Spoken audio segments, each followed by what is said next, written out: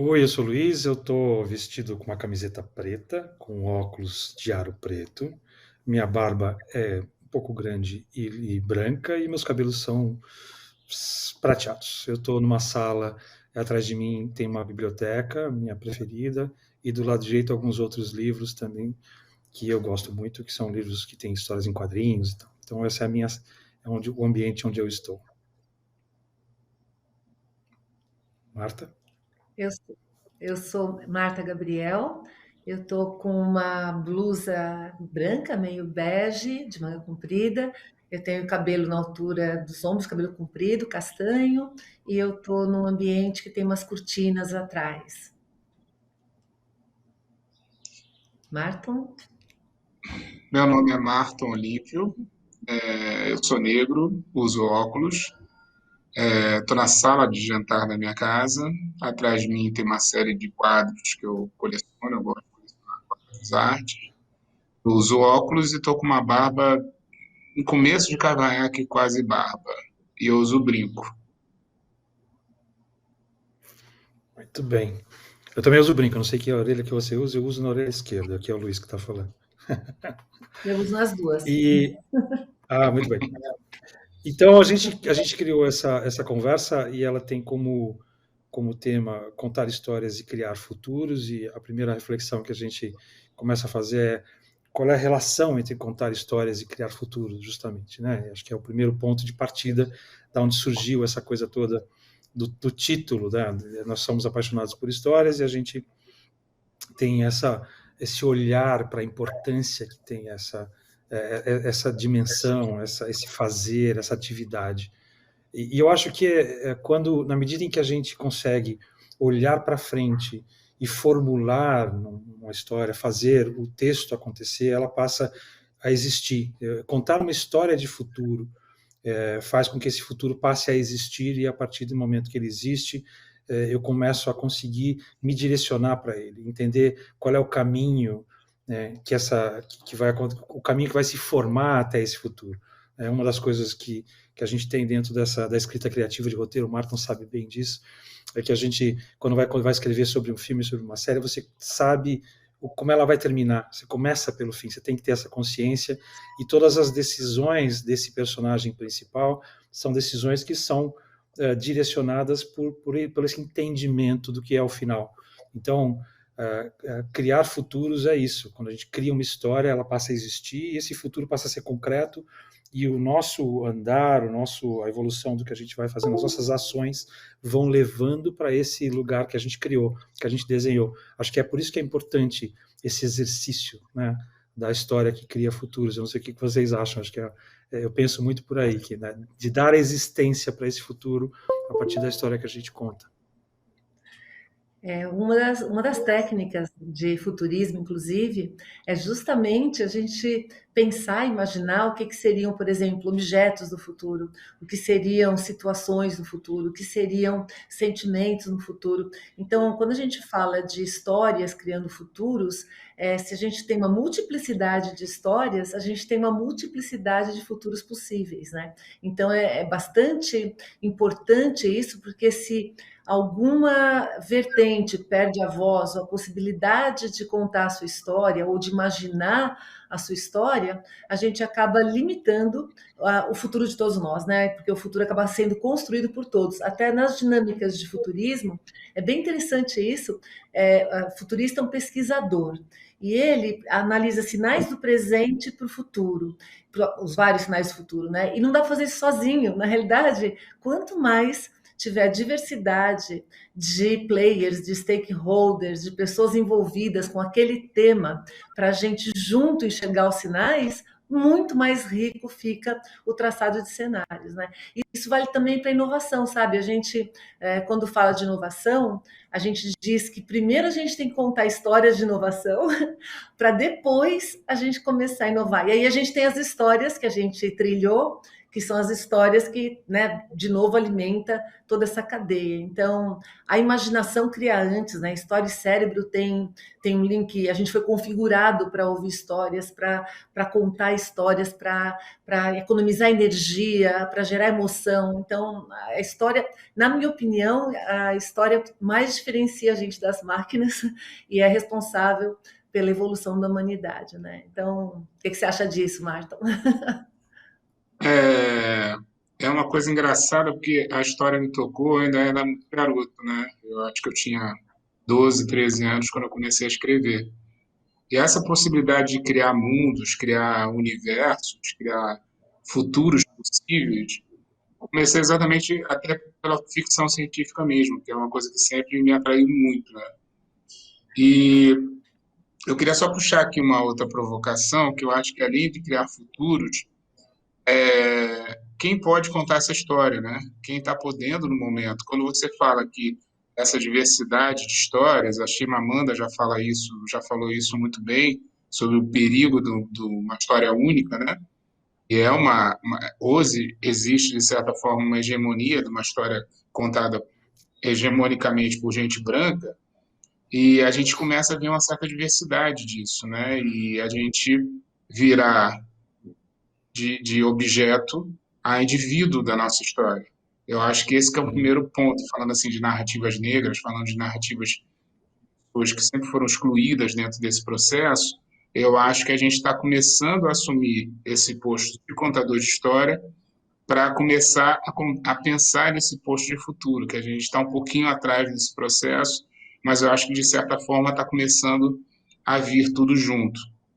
E dentro disso é uma coisa muito interessante, né? Porque já é uma tradição africana, né? Já é uma tradição que vem da África, que são os griots, que são os contadores de história, que são pessoas que preservavam a oralidade como uma forma de ciência, né? Como uma forma de era um bem precioso, né? Que se passava não só histórias, como fórmulas, como tecnologias, tudo isso era passado oralmente, né? Além de ter alguns registros escritos, lógico. Mas, de certa forma, esse poder de narrativa está sendo recuperado. Eu acho que isso vai engrandecer a história de todo mundo, de uma forma geral, entendeu? Eu acho que isso todo mundo ganha de forma geral. Eu acho muito bacana isso dos griots, né? Que eles falam em francês, que é super chique, que é griot. E eles têm uma coisa que é muito legal, que é eles falam isso de uma boa, assim, eles fazem parte da casta da palavra, né? The caste de la parole. E aí, de novo, a palavra como um elemento importante dentro desse processo de construção de futuro, que faz a coisa acontecer, que é a transmissão do conhecimento, que é a tradição, é uma tradição que vem de pai para filho. E é muito bonito a gente recuperar isso nesse ambiente super tecnológico que a gente vive hoje, porque as duas coisas, como a Marta falou, estão muito conectadas, né? O cérebro é o mesmo, ele se comporta do mesmo jeito, e aí, fazendo um ponto com essa coisa que você falou, Martin, dessa revisão quase que histórica desses espaços de narrativa, né, que passam a começar a aparecer agora, e eu gosto muito desse momento onde eu olho que os meios de comunicação são mais acessíveis, os meios de tecnologia de produção são mais acessíveis, e essas histórias que às vezes estavam lá escondidas, né, porque elas não eram contadas, porque quem contava as histórias tinha uma certa hegemonia, elas passam a ter agora espaços de distribuição e de expressão muito mais acessíveis. Então a gente passa a ter esse acesso, né? Como a Chimamanda falou, você tem acesso a uma história que outros pontos de vista que antigamente a gente não tinha, porque os meios eram muito centralizados, né? Então é bonito ao mesmo tempo em que a gente tem a tecnologia permitindo essas histórias todas aparecerem, a gente tem a conexão com isso que você falou, que é ancestral, que é muito da maneira como a gente se compôs como seres humanos. Acho muito bacana esse momento e essa tensão boa entre a tecnologia, os meios de distribuição e essa essência da história que a gente vê aqui. Eu só queria pegar uma coisa aí. Né, de todo mundo. Vai lá. Só pegar uma coisa rapidinho aqui, já que a gente tocou nesse assunto, você já tinha falado de futurismo, E quando a gente vai para o afrofuturismo, que de certa forma a gente está falando de construir futuro, né? Tem uma história bem interessante que eu vi que um garoto, e eu acho que tem essa construção também, né, de que futuro a gente está construindo para quem está ouvindo essas histórias. Então, tem um garoto que saiu uma matéria aqui no Extra, aqui no Rio, dizendo que um garoto voltou a estudar após ter visto o Pantera Negra. E ele decidiu voltar a estudar para ser bombeiro. Então, é a história consolidando o futuro de uma nova geração que voltou para a escola através de uma história de futuro. Então, na verdade, é essa construção prática, na verdade, como essa história, como a potência das histórias pode transformar vidas. E eu acho que é sobre esse futuro possível também que a gente está falando.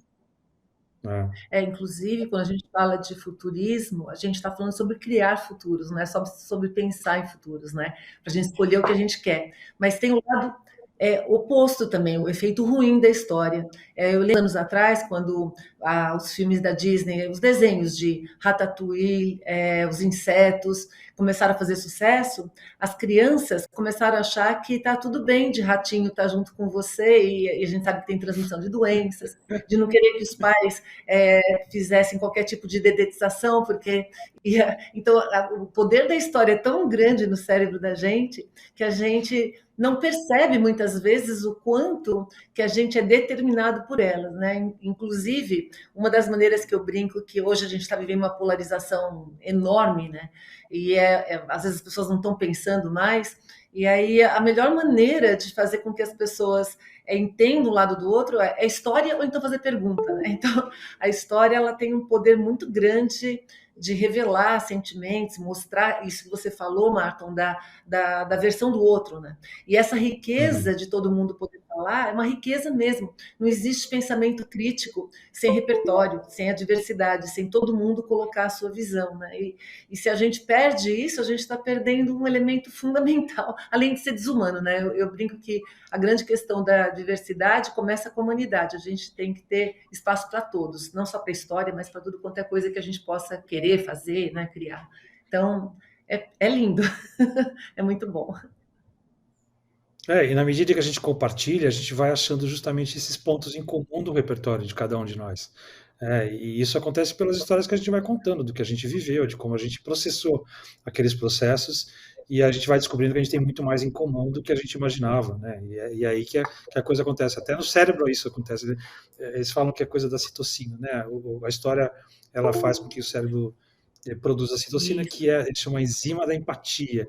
Eu acho fantástico isso. Então, é uma coisa química de verdade quando você senta na frente de alguém, começa a se relacionar com essa pessoa, e aí estabelece-se um vínculo que parte dessa história e vai para o cérebro, tem uma química acontecendo ali. Então, acho que é muito poderoso. Inclusive, Luiz, o pesquisador que estuda isso, que é o Paul Zek, que começou a falar sobre isso, né? Ele conta que ele estudou um arco de história, que é um pai contando que o filho tem câncer, pequenininho, é um desenho animado. E aí você conta essa história, mostrando, e o pai falando que ele adoraria brincar com o filho, mas ele, na realidade, ele está triste e a criança está brincando sem saber que, né, tá com câncer, etc. Bom, quando você termina essa história, esse arco de história, aumenta a oxitocina do cérebro de todo mundo. Essa pesquisa é financiada pela DARPA nos Estados Unidos, né? E aí, por que é financiado pela DARPA? Porque quando as pessoas terminam de ouvir essa história, elas ficam, a oxitocina sobe, você fica muito mais conectado e as pessoas tendem a dar mais dinheiro. E aí eles falam que se um terrorista usar a mesma estratégia de história, você é indefeso, porque é a história mexendo na química do seu cérebro e você entra num estado químico que faz você mudar seu comportamento. Então veja o poder, né? Eu gosto de lembrar disso para ver o poder que as histórias têm com a gente, né? Afeta a química do nosso corpo. Eu acho que, de certa forma, o cinema faz isso muito bem, né? Porque o cinema tem um processo de imersão que, né, que eu acho que agora está sendo um pouco quebrado por essas salas um pouco mais modernas. Eu lembro que aqui no Rio de Janeiro tinha uma sala, o São Luís, que era assim, você entrava, quando apagava o lustre, você entrava no filme, era exatamente esse processo mesmo, de conexão total. E eu lembro que eu fui ver no São Luís, inclusive, Titanic. Quando eu levantei, que eu saí, tinha uma menina chorando como se fosse um enterro, como se tivesse, sabe, ela tinha perdido um ente querido ali. Ela encolhida, chorando sobre os próprios, assim, com as mãos na coxa, chorando, e assim, com uma perda terrível. Eu falo assim, cara, como é o poder do cinema, como é o poder de uma história bem contada. E a gente, em roteiro, a gente estuda muito isso, né? A gente tem os atos definidos, a gente mas eu sou um pouco da escola da experimentação, porque eu particularmente acho que todas as pessoas podem contar histórias, todo mundo tem uma história para contar. E eu trabalhei um tempo também como documentarista, e uma das coisas que eu mais gostava era ouvir a história dos outros. Então eu sentava com meu banquinho e tal, todo mundo tem uma história bacana para contar. E eu acho que quanto mais a gente democratizar esses processos, trazer mais pessoas para contar a história, a gente vai ter esse futuro mais amplo, esse futuro mais bem construído. E mais diverso, né, Marta? Eu imagino que você tem isso, quer Sim, dizer, pensando nessas dinâmicas que a gente tem, e você trabalhou na Cidade dos Homens, e como é que como é que é a construção de uma sala de roteiro, inclusive, né? Como é que funciona essa dinâmica de você trazer esses olhares, como essas coisas se relacionam, como funciona essa química dentro de, porque é quase um cérebro coletivo ali, cheio sim. de cada um de referências próprias, né? Como é que funciona isso dentro de uma sala de roteiro? Como dinâmica, deve ser muito legal. Porque tem um processo que é muito interessante, porque isso que você falou mesmo, funciona, depois de um certo tempo, funciona como um cérebro único. Porque as pessoas vão, é engraçado que um vai. É quase como um trem. Depois de uma certa mania, de um certo tempo, assim, as coisas vão se encaixando de uma forma tão natural, que é o que eu brinco dizendo que é quando a mágica acontece. Porque é uma coisa assim, tipo, é um processo mesmo, é um processo que eu acho que é um processo energético, um processo de sinergia, é um processo de. De certa forma, os seres humanos têm processos muito idênticos, né, de consumo, né, de histórias, tem algumas experiências nossas coletivas de contação de histórias, como Poderoso Chefão, como Guerra nas Estrelas, como todo mundo de algum jeito viu, todo mundo ouviu essa história. Então essas conexões são muito simples. O que a gente tem que fazer com essas conexões é diversificá-las mais um pouco, para todo mundo ter voz. É muito legal. O Muito Jorge legal. Lucas diz que só tem 32 tipos de história, né? E tem pessoal que diz que tem menos ainda do que resume o ser humano, né? Tem um estudioso americano que diz que todas as histórias já foram contadas. A gente só Isso. tem que fazer um jeito de recontá-las. Mas aí é uma A coisa maneira. interessante que de certa forma, se ignora um pouco a cultura africana nesse sentido. Que, por exemplo, só para vocês terem uma ideia, enquanto muito da religiosidade, né, que também é um certo tipo de história, né, a religiosidade, tanto a judaica quanto a cristã, é muito baseado na culpa, tem um Deus lá em cima julgando tudo, né? A, a, as religiões de matrizes africanas, elas se baseiam na responsabilidade. Então, a dinâmica é diferente com o meio. Você não está culpado de nada, você está responsável por tudo aquilo que você faz com o outro. Não exatamente que tenha uma punição em relação àquilo, mas a partir daí você já estabelece uma outra relação com o meio, com as pessoas. Tudo é responsabilidade sua, tudo que você faz. E é uma Legal. dinâmica bem E, mais interessante. eu me lembrei agora do Copenau, do Davi Yanomami, que também ele conta um pouco de como é que funciona essa lógica das histórias dentro da cultura Yanomami, e essa coisa da relação, né? E porque tudo nasceu do mesmo lugar, a montanha é minha parente, o rio é meu parente, então você já nasce na concepção de mundo a partir das histórias, tendo uma relação com aquele ambiente que é totalmente direta, física, né? E emocional, afetiva.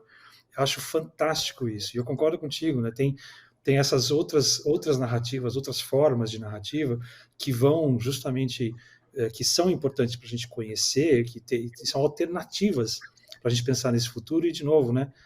Como a Marta falou, esse futuro que se faz a partir desse conhecimento, a partir desse repertório adquirido, com olhares diferentes, né? Com formas diferentes que não são lineares, não é aquela coisa única da jornada, né, já desenhada, que é previsível, etc. e tal, mas toda essa mitologia africana, por exemplo, ela tem uma infinidade de variáveis que é riquíssima muito mais rica do que a gente vai conseguir absorver, mas o quanto a gente consegue aprender disso e aos poucos colocando isso nesse dia a dia, trazendo isso, né, aumentando o repertório das interlocuções que a gente trabalha no dia a dia, né?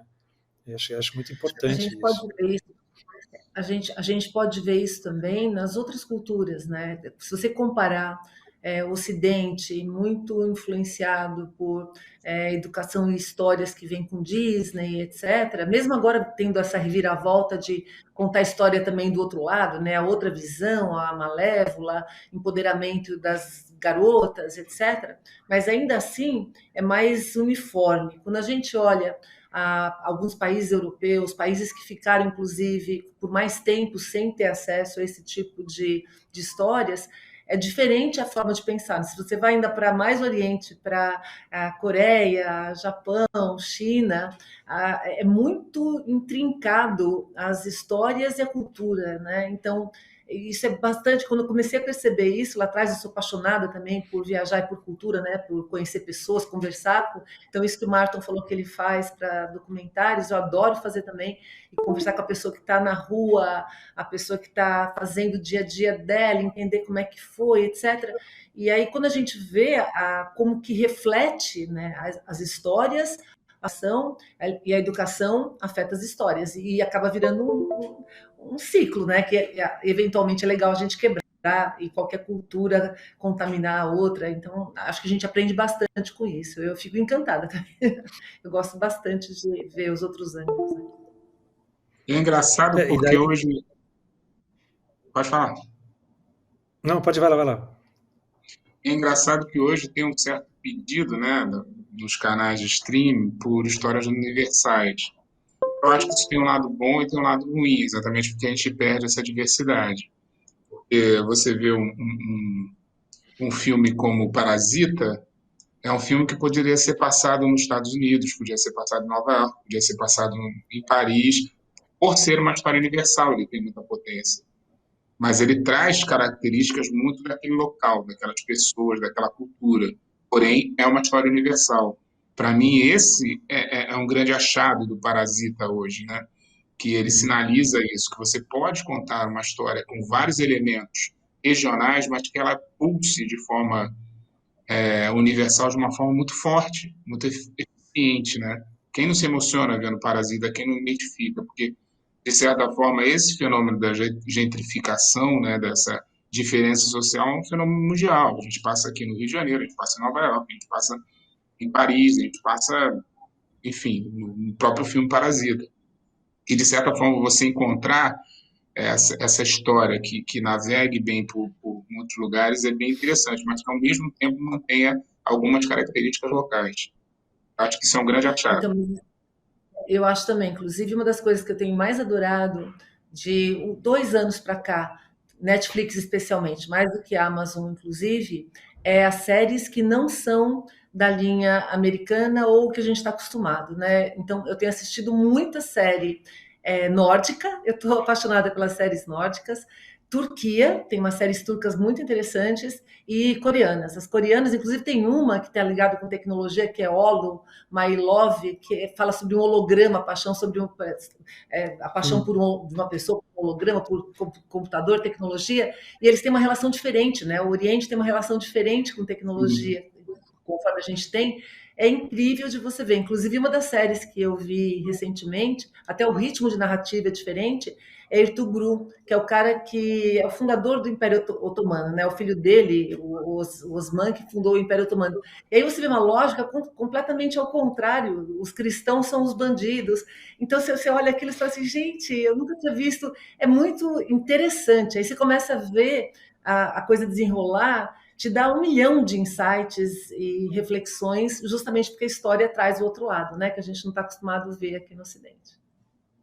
É bem legal. E esses outros pontos de vista, né, que eu acho que isso que é muito legal, quando a gente para pensar, e voltando para o que o Martin falou lá atrás, né, a gente teve esse controle da narrativa centralizado em meios de comunicação, em grandes conglomerados, que eram liderados por pessoas brancas, via de regra, homens brancos, enfim, então a gente passa a ter essa diversidade mais acessível E tem uma responsabilidade dentro desse processo de quem, aqui nesse papel de contadores de história, de como é que a gente traz essa diversidade também para a ação. Então, voltando para a coisa de Sim, falar, de criar o futuro, né? Então, o quanto que cada um de nós, sabendo do poder de influência que as histórias têm, o quanto que a gente tem que estar ciente, consciente disso e lembrar as pessoas de como a história tem que ser diversa, tem que ter esses pontos de vista, para que a gente possa, de verdade, começar a equilibrar essa diferença histórica nessa disputa de narrativas que a gente viveu, né, Marta? sim, É. e de certa forma tem uma coisa interessante que quando você entra um pouco mais na nossa história mesmo, aí eu já digo a nossa história do Brasil, você começa a ter umas surpresas assim, tipo, por que que existe uma princesa Isabel? Por que todos os heróis são brancos? Por que Dom Pedro I? E aí você começa a ver a própria preparação dessa narrativa, quando você começa a ler um Laurentino, você começa a ler um Mariano Alves Cruz, você começa a ter uma diversidade de informações fora do que eu chamo de oficial, você começa a perceber que tem alguns movimentos que já eram pensados mesmo, porque alguém lá atrás tinha essa visão de futuro e de dizer, não, essa história precisa ser contada desse jeito. Então, quando você vê Dom Pedro I em cima de um cavalo branco, dando lá o grito da independência, e você sabe que ele estava com uma. De fato, ele subiu para atravessar para São Paulo em cima de mulas e estava com diarreia e recebia um recado. E não teve nenhum momento de glamour, mas aquilo precisava ser registrado com glamour, porque você não pode passar a ideia de um príncipe regente que declarou a independência e estava com diarreia.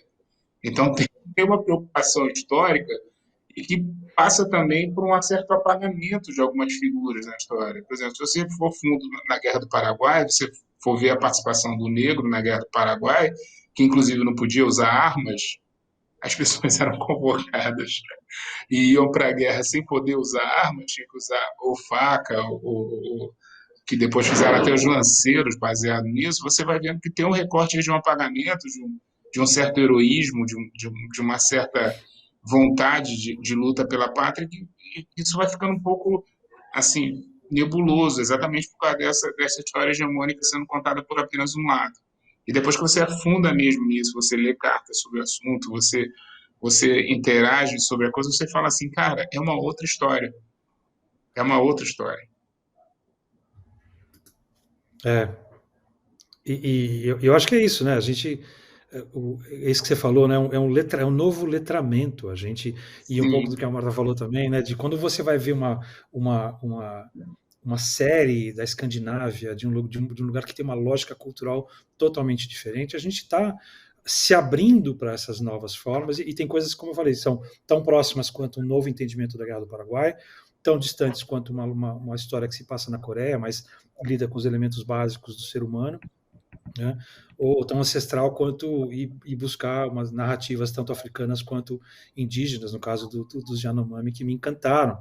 Eu fiquei absolutamente encantado com aquela forma de contar e transformar uma cultura oral em histórias que a gente pudesse entender. Então, e uma coisa que a Marta acho que falou que eu acho fundamental é um outro ponto de vista. É um outro ponto de Uma outra vista. Eu exatamente. maneira acho de que assim, enxergar. exatamente, Até a porque às gente. vezes Até... Vai lá, vai lá.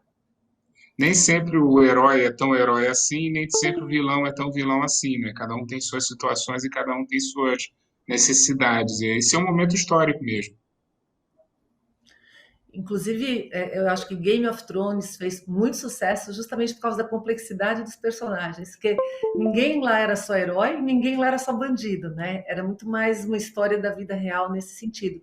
Mas eu queria até trazer de a gente pensar no impacto das várias visões, o efeito hoje que a história tem na publicidade, né? Então, especialmente falando como mulher, uma tirania às vezes do que você precisa seguir em termos de padrão estético, tanto que algumas bonecas, inclusive, não tem nem proporção que você possa cumprir, mas indo um pouquinho além, a gente pensando um pouco na linguagem de TikTok, todo mundo criando histórias e o quanto que isso afeta a forma como os jovens, até a gente, né, dependendo de quanto que você usa isso, enxerga o mundo, se relaciona com o mundo, como que isso também impacta a gente, né? Então a gente pensando um pouco mais nas histórias rápidas de tecnologia invadindo o nosso dia a dia em qualquer momento, isso também é bastante, na minha opinião, transformador, né?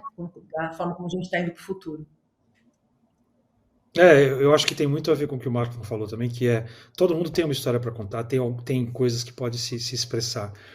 O que é bacana da gente ver nesse processo é que TikTok passa a ser uma porta aberta para essa expressão, que ela parte de uma lógica muito da autenticidade. O que funciona no TikTok hoje é alguma coisa que seja muito verdadeira para aquela pessoa. Tanto que a gente percebe, e a audiência percebe, quando alguma coisa é mais forçada, quando aquela pessoa não tem nada a ver com aquela dança, com aquele formato, e fica estranho, visivelmente estranho.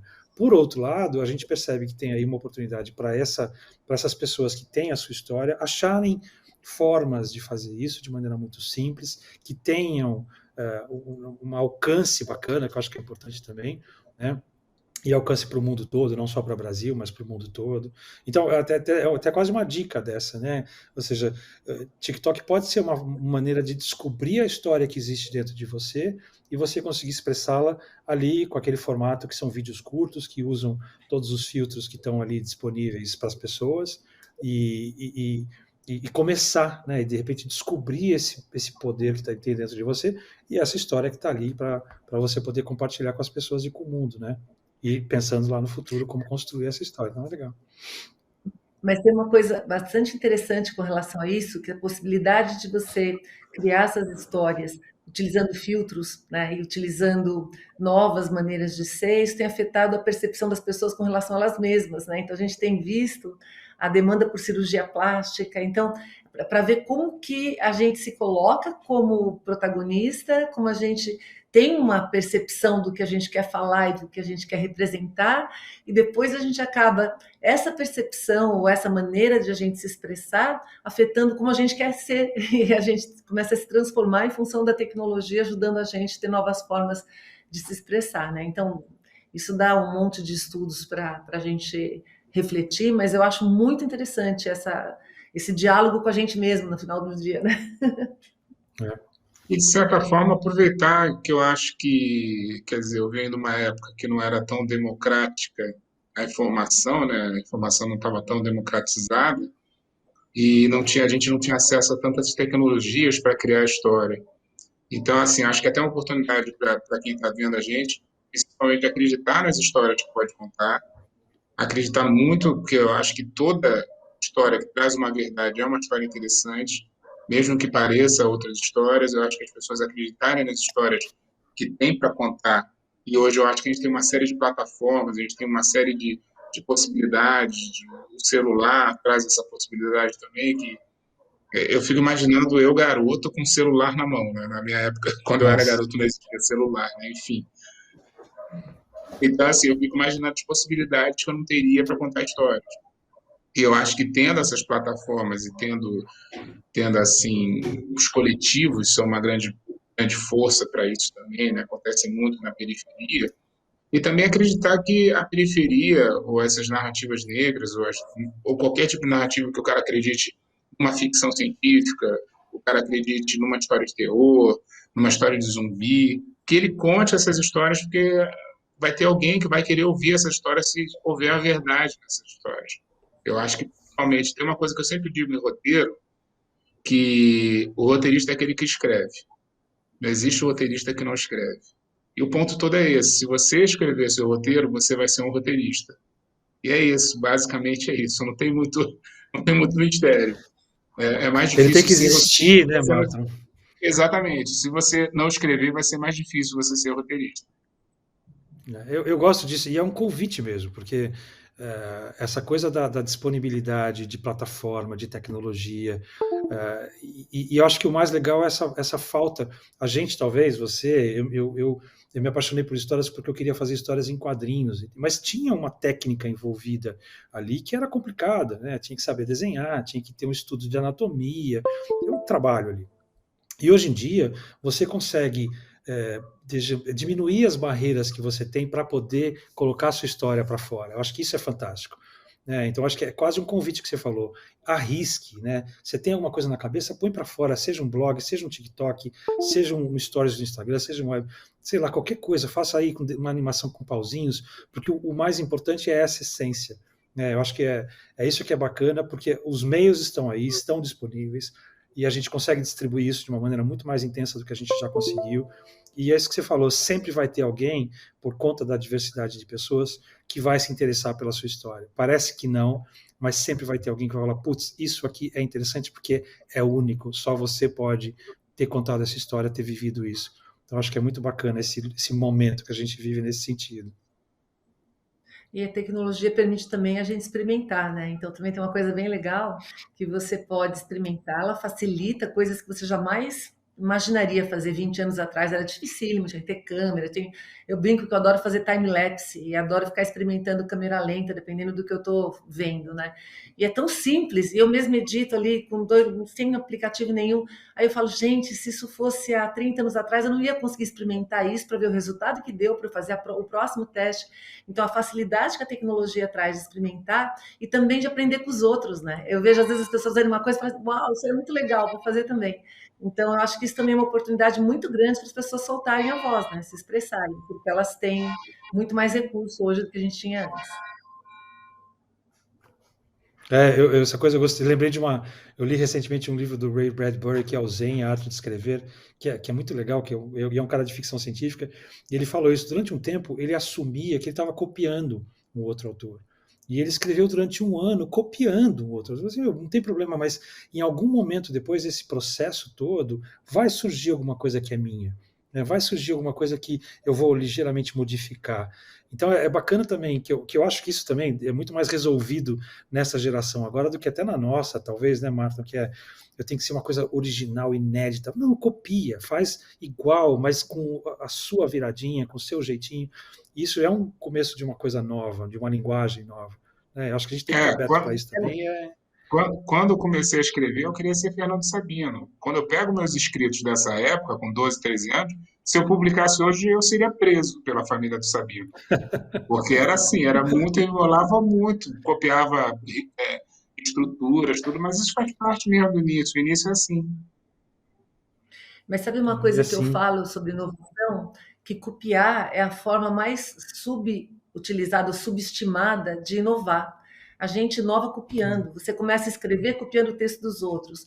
Você começa a arrumar seu cabelo copiando o cabelo de alguém. Só que depois que você copia, você vê que aquilo não é bem o seu estilo. Você vai modificar um pouquinho para dar certo com o seu ambiente. E aí você inovou. Então eu sempre falo para as pessoas: se alguém já fez aquilo que você quer fazer, já resolveu aquele problema, copia, dando crédito, né? Vamos fazer tudo bonitinho aí. Mas aí você copia, o ato de copiar faz você modificar para adequar e você inovou. É a maneira mais inicial de inovar e excelente, por sinal, é copiar. e o inglês diz, né, que a imitação é assim, a maneira mais sincera de elogio. Né? Então, quando você está copiando alguma coisa, significa que você de verdade gostou Gostou? daquilo. Né? Então, é muito bacana essa lógica. Né? Acho, Então, acho que tem um recado para a gente aqui no chat. Acho que é para a gente começar a finalizar. finalizações. Tá bom. Isso. É tão bom que a gente vai Eu, continuando. eu posso começar a fechar aqui, depois eu passo a palavra para a Marta. Eu acho que é isso, acho que a gente fez várias conexões aqui de como começar a construir, se arriscar para contar essa história. Acho que é importantíssimo esse caráter de experimentação e como é importante outros pontos de vista. Talvez para mim o que tenha ficado mais legal é essa coisa de que o futuro passa a existir com a história, a gente vai em direção a ele, mas é muito importante carregar esse repertório diverso nesse processo. Então acho que é uma lição que fica para mim. Se eu tiver que falar a última, né, fechamentinho aqui, para a gente ver o poder que a história tem, né? Às vezes as pessoas não percebem como que contar histórias é um poder incrível e como que isso realmente cria os futuros. Então a gente precisa aprender, aprimorar o máximo que a gente puder e dar espaço para que outras pessoas contem junto com a gente. Aí o futuro fica melhor. É, foi um prazer para mim, né, dividir esse espaço e eu acho que a grande conclusão que a gente chega hoje também é que todo mundo tem que acreditar nas suas histórias, muitas histórias para serem contadas e a gente precisa de mais contadores de histórias. Eu acho que quanto mais contadores de histórias, mais a gente está passando informação, está passando tecnologia, está passando sabedoria, conhecimento. Eu acho que isso que enriquece e traz essa massa crítica que a gente começou a falar lá no início. Eu acho que esse pensamento crítico é fundamental. De acordo, perfeito. Muito bom. Foi um prazer, queridos. Ó. Muito bom, muito bom. Adorei, adorei. É muito legal, a gente faz assim.